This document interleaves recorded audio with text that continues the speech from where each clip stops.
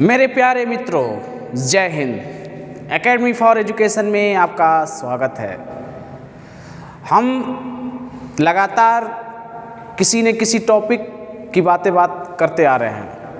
आज बोर्ड की तैयारी शुरू हो चुकी में सीधी बात नो बकवास में बात करेंगे केमिस्ट्री। जो हम बातें कर रहे हैं वो बोर्ड के एग्ज़ाम में बहुत इंपॉर्टेंट होंगे। कहीं न कहीं से किसी न किसी रूप में आपको क्वेश्चन मिलेंगे। हम daily by daily 4 number, 5 number, 2 number, 3 number की बातें करते आ रहे हैं। तो ध्यान दीजिएगा कि आज हम बात करेंगे केमिस्ट्री बारे में, एमिनो अम्ल के बारे में। चलिए जान लेते हैं अमीनो अम्ल होता क्या है। तो कार्बोक्सिलिक अम्लों के ऐसे व्युत्पन्न, जैसे मान लीजिए कोई आपका कार्बोक्सिलिक अम्ल है, उसके ऐसे व्युत्पन्न जो अम्ल के एल्किल मूलक या हाइड्रोजन परमाणुओं के अनुरूप एमिनो समूह से विस्थापित होते हैं या विस्थापन पर बनते हैं, उसे क्या कहते हैं?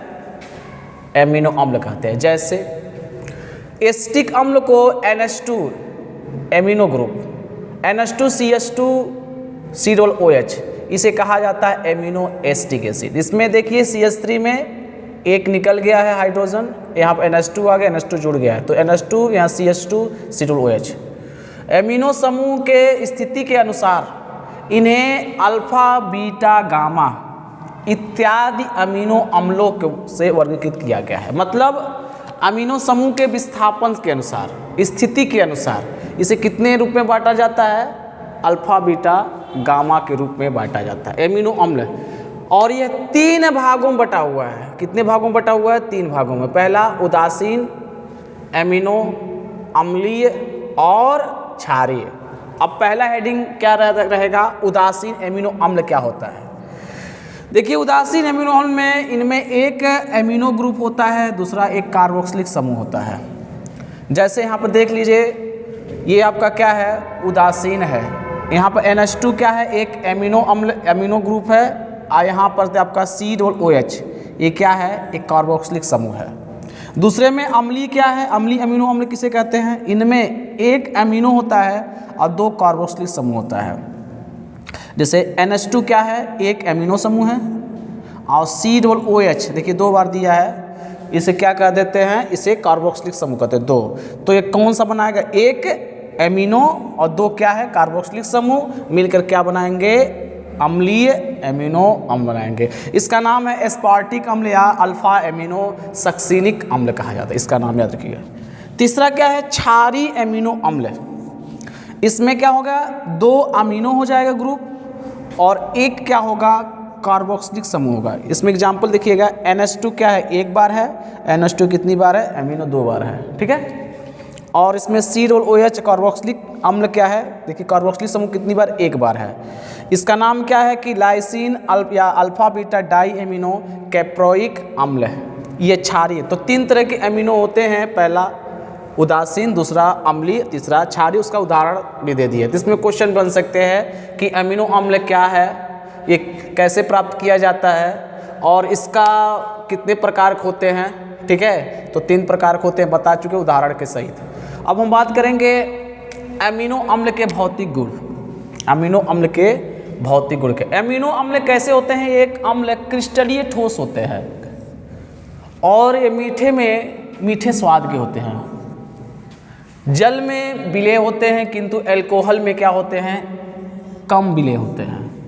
इनके गलनांक उच्च होते हैं। किनके गलनांक? एमिनो अम्ल के।